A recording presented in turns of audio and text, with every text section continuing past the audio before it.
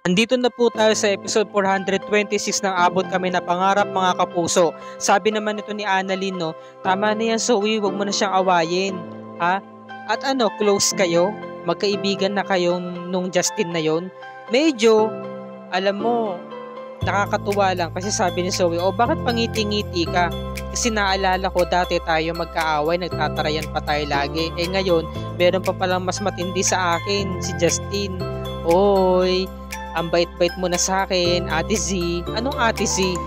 Alam mo, tawagin mo pa akong ganyan at ikaw yung bubuhusan ko ng kape. Ay naku, tama na nga yan. Nagkukunwari ka pa. Kaya totoo yan eh. Ayaw mo lang talaga akong awayin, sabi niya. Mabuti pa, dalawin mo na lang si Lolo Pepe, sabi niya.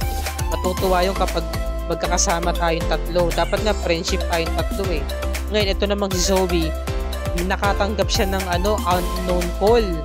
Diba? Sinagot niya, sino to? Hello doktora, na-miss kita. Nakikilala mo ba ako? Hindi kita kilala, sino ka ba? Nakikilala mo ba tong boses na to? Alam mo, lagi kitang naalala eh. Mabuti nga at nakausap na kita ngayon. Nakasama mo ako dati, hindi mo ko naaalala. Hindi nga kita kilala, so please tigilan mo nga ako. Natatakot ngayon si Zoe. Sino kaya yung unknown number na nag-call sa kanya? Samantala, nagpakilala ang bagong karakter dito sa Abot Kamay bilang si Froilan. Siya pala ang pinadala rito ni Kinito dahil nga meron daw masamang nangyari sa kanya sa Amerika. Siya na raw ang bagong magbabantay sa ngayon kay Lolo Pepe. So sabi naman ni Giselle, maraming salamat. So mauna na po ako, ma'am. Ngayon nakapagkita sa kanya si Lynette. Well, thanks to you, Lynette, at nagpunta ka talaga dito at nagpapasalamat din ako kay Carlos. Naku, Ma'am Giselle, alam naman po ni Carlos na sa'yo lang ako dito nagpunta, ikaw lang po sadya ko. Well, meron pang isang good news, Lynette. Meron ditong lead ang pulis. Ang sabi niya, i-recover daw nila yung CCTV. At alam kong malakas ang laban nito kay Moira. Talagang mapapanagot na siya sa batas. And when speaking of the devil, at you have the guts and strong nerve para magpakita pa rito sa Apex. O bakit naman Giselle? Nandito ako para katagpuin ko si Zoe at sabay kaming kakain. And dadalawin ko na rin ang anak mo si Justin para i-congratulate siya. Yun ay paraan ng nepotism, as is best, di ba? At talagang sa tingin mo, nepotism pa talaga yun. Well, ang anak ko namang si Zoe, marami naman siya napatunayan bilang isang doktor rito sa Apex. Hindi gaya na anak mo, meron ba siya napatunayan? Ngayon sumabat si Lynette. Sige lang, Moira, gawin mo lang yung gusto mo. At kung wala kang magandang ibang sasabihin, mabuti pa umalis ka na lang. Sino ka ba rito, Lynette? Guardia o supervisor? Kasi lagi kang nakabantay kay Giselle. Kano-ano ka ba niya? Sige, hayaan na lang kita, Moira. Total, ilang sandali na lamang at makukulong ka na. Ano ba pinagsasabi mo? May mga ebidensya ka ba? Ako wala, pero mga batas at pulis meron na magdidiin sa'yo. Kaya sulitin mo na yung araw na yan. Ngayon dumating si Zoe. Well, mabuti na lamang at nandito ka na, Zoe. Kompleto na tayo. Pwede bang palabasin mo yung nanay mo ASAP? Sige po tita, thank you. Ngayon umalis na sila. Sabi naman ni Zoe, ma'am, ba't ka ba nandito? Well, nandito ako para puntahan ka. Baka naman pwede mo akong isingit kay Tanda. At anong gagawin mo? Gusto ko lang siyang kausapin, kamustahin. Gusto kong marinig ang boses niya. At gusto kong marinig niya ang boses ko para hindi na siya tuloy pang magising. Ngayon dumating yung nurse, sabi niya, Doktora Tanyag, malapit na po yung conference meeting nyo in a few minutes. Ngayon, pinuntahan niya tong nurses na binayaran niya. Diba yung bayarang nurse niya? At talagang kakampi kay Moira. Sabi niya, baka naman pwede mo magawa ng paraan na maisingit ako doon sa loob. Ma'am Moira, marami ho kasing bantay. Lalo na po't nandun yung pinadalang bantay kay Sir Pepe. Wanted nga ho kayo. Kayo nga po yung pinaka-wanted at lalong hindi kayo papapasukin doon. Kaya nga humihingi ako siya ng tulong, diba? Para makapasok ako doon sa loob. Gawan mo ng paraan, baka pwede naman.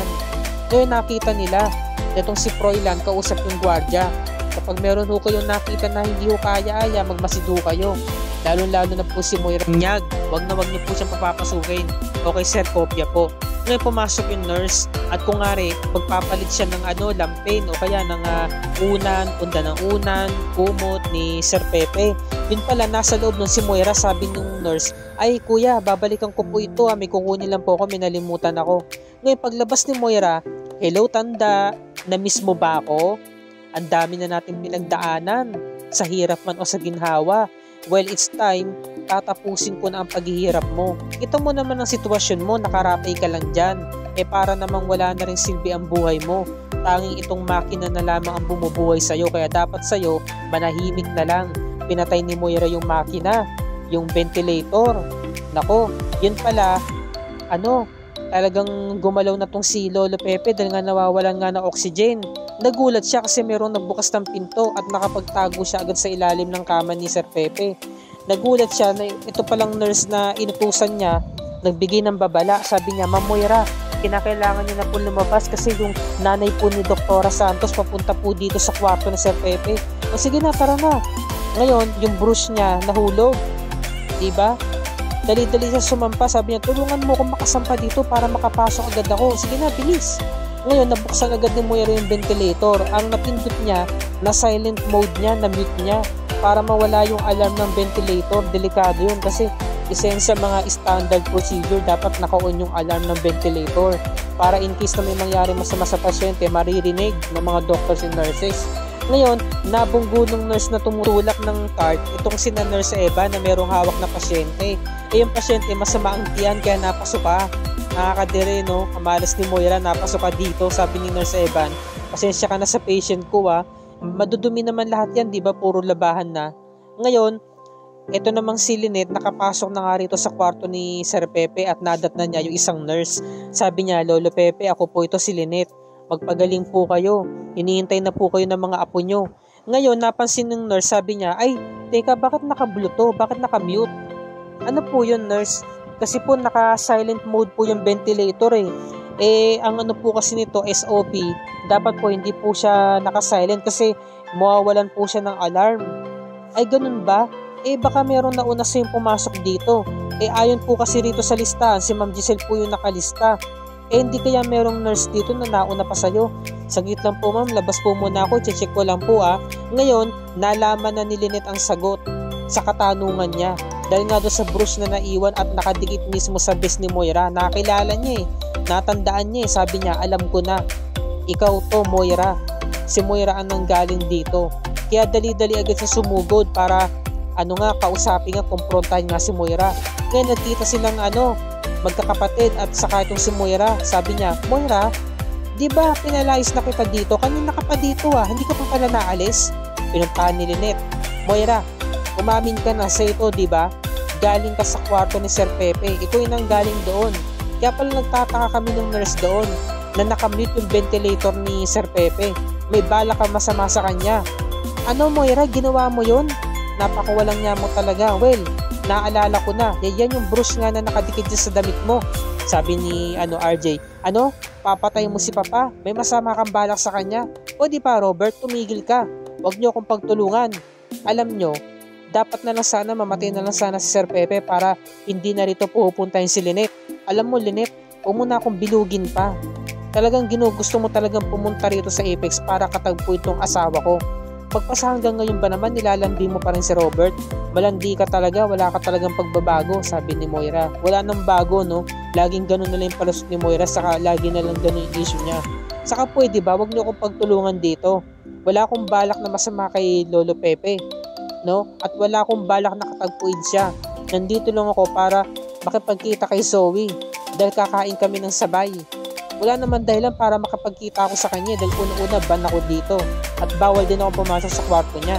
May sabi naman ni Lynette, alam ba Moira, wala na bang bago? Lagi na lang ganyan ang issue mo. Sabi niya, bakit? Talagang lagi na lamang trouble ang hinahanap ito ni Moira at sasabunutan niya si Lynette. Buti napigilan siya ni RJ, naitulak siya. Umalis ka na Moira. Ngayon inaabot ni Giselle yung kanyang bruise. Hindi na nga nakakuha ni Moira at tuloy na nga siyang pinalaya sa Apex. Sabi ni Giselle, mas hihigpitan pa raw nila itong seguridad dito sa Apex para hindi na nga makapasok si Moira. Sabi niya, bakit kaya nagagawa yun ni Moira? Sabi ni RJ, maaari ate kasi matagal na pinamahahalaan ni Moira itong Apex kaya may mga ilan pa ring loyal sa kanya. Ngayon, nakita nga sila nito ni Justin. Justin, papakilala ko nga pala sa iyo ng formal si Lynette. Siya mismo ang nanay ni Annalyn. Ganun po ba? Yes, Justin. Nice to meet you. Ako nga pala si Lynette. Tita Lynette na lang tawag mo sa akin. Kung meron kayong gagawin, pwede bang sumabay na lang kayo sa amin na kumain na tanghalian ni Annalyn? Pwede ba, Justin, Ma'am Giselle? Pasensya na po, Tita Lynette, may gagawin pa po kasi ako eh. Sige na, please lang, kahit saglit lang, sabi ni Lynette, no?